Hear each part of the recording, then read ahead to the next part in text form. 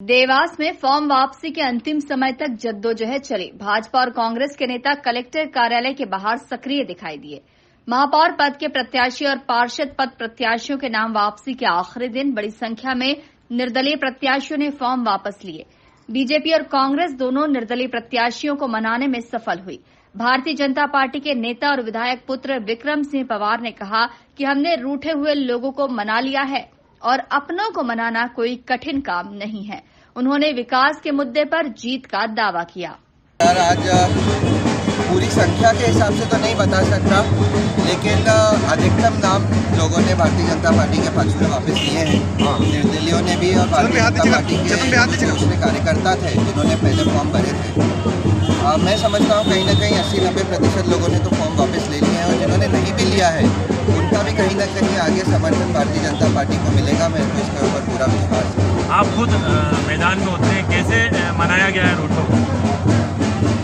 अपनों को मनाने का एक ही तरीका होता है, मन से मन की बात करके, और कहीं ना कहीं उन सब लोगों से चर्चा करी, सब लोगों की समस्या सुनी और सब लोगों को एकत्रित करके एक संगठित रूप से काम करने की प्रेरणा दी।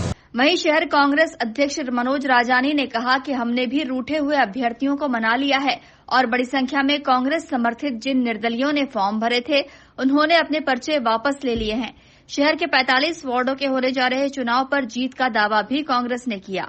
जो 10% लोग बचे हैं, एक इक्का दुक्का कहीं बचे हैं 2-3 वार्ड में, तो उनसे अभी भी हम समर्थन वापस लेने की अपील करेंगे और कहीं ना कहीं मैं और भी लगूंगा उसमें वरिष्ठ नेताओं के साथ बैठ के। इस बार हम लोगों ने प्रण लिया है कि लड़ाई सीधी होना चाहिए, फूट का लाभ किसी नहीं मिले, ये हमारा प्रयास होगा। 45 में से कितने आपकी बार? 45 में से 45 ही इस बार मारेंगे, आप चिंता ना करें। बीजेपी को कितनी बड़ी चुनौती मानते हैं? देखिए, विषय बीजेपी की चुनौती का नहीं है। मैंने अपने संगठन को, सिस्टम को समझने की कोशिश की है। मेरा संगठन इस बार बहुत मजबूत है। महंगाई की मार है, सब तरफ हलाकाल मची हुई है। आप देख रहे हैं भाजपा के अंदर कितनी बुरी स्थिति हुई।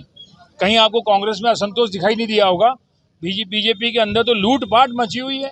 राजू खंडेलवाल जी का पुतला जलाया जाता है तो कभी किसका पुतला जलाया जाता है, टिकट खरीदने बेचने के आरोप लगाए जाते हैं। हमारे यहाँ कम से कम इस तरह के वातावरण नहीं बना। सबको बिठाकर इस तरह का पहली बार किया और आप शायद देख रहे होंगे कि पहली बार किसी शहर जिला अध्यक्ष ने इतनी मेहनत की है बिठाने के लिए, जबकि मैं स्वयं कैंडिडेट नहीं हूँ, मेरे परिवार से कोई कैंडिडेट नहीं है। उसके बाद भी जो जिम्मेदारी पार्टी ने हमें दी है उसको बखूबी हम निभा रहे हैं और इस बार आर पार की लड़ाई होगी, करो या मरो की स्थिति है। मुझे पूरा भरोसा है देवास की जनता के ऊपर कि कांग्रेस के ऊपर विश्वास रखेगी। शहर की जनता को लेकर क्या कहेंगे आप? शहर की जनता के लिए क्या कहेंगे? शहर की जनता से मेरा विनम्र अनुरोध है कि आप देख रहे हैं कि हालात क्या हुए थे पिछला कार्यकाल में, भूले नहीं है। भ्रष्टाचार को लेकर जो पिछले कार्यकाल में हाहाकार मचा हुआ था, सीएम साहब को कहना पड़ा था कि भ्रष्टाचार नहीं करना, शायद उन्होंने उसको इंगित कर लिया, भ्रष्टाचार 100 गुना बढ़ा दिया। हमने देखी है नगर निगम की हालात क्या है और मैं वाकई आपके माध्यम से कहना चाहता हूं, जब से परिषद हटी है उसके बाद काम फिर भी ठीक ठाक हुए अधिकारियों के नेतृत्व में। परिषद जब बनी थी वो 5 साल देवास की जनता भूली नहीं है। क्या क्या नहीं हुआ इस देवास के अंदर, किस किस नेता ने क्या क्या नहीं कमाया है, ये सब देवास की जनता जानती है। आने वाले कल में फैसला हो जाएगा कि कौन किसके पक्ष में समर्थन देता है। हमने अपने सब लोगों को मनाने में कहीं ना कहीं बहुत अच्छी सफलता प्राप्त हुई है, पर जो लोग छूट गए उनको भी हमने आखिरी निर्देश दिया है कि अभी भी वक्त है, फॉर्म निकाल लेते, लेकिन अगर वो उन्होंने नहीं निकाला है तो उन पर अनुशासनात्मक कार्रवाई की जाएगी। मैं बार बार कहता हूं कि कांग्रेस अब कोई हमारा विकल्प नहीं है। हम तो राष्ट्रवाद के लिए काम करने वाले लोग हैं और 45 वार्डों में राष्ट्रवादी सोच के साथ हम अपने उम्मीदवारों को उतार रहे हैं और भारतीय जनता पार्टी 100% महापौर और पार्षदों में 100% उपस्थिति के साथ जीत दर्ज करेगी। करीब हमने 40-42 फॉर्म अपने कार्यकर्ताओं से निकलाकर हमने संदेश देने का काम किया कि भारतीय जनता पार्टी सबका साथ, सबका विकास, सब पे विश्वास और सब पर प्रयास के नारे के साथ इस नगर निगम चुनाव में उतरने वाली है। रह गए, अब आगे की रणनीति क्या होगी? आगे की रणनीति हमारी बहुत स्पष्ट है।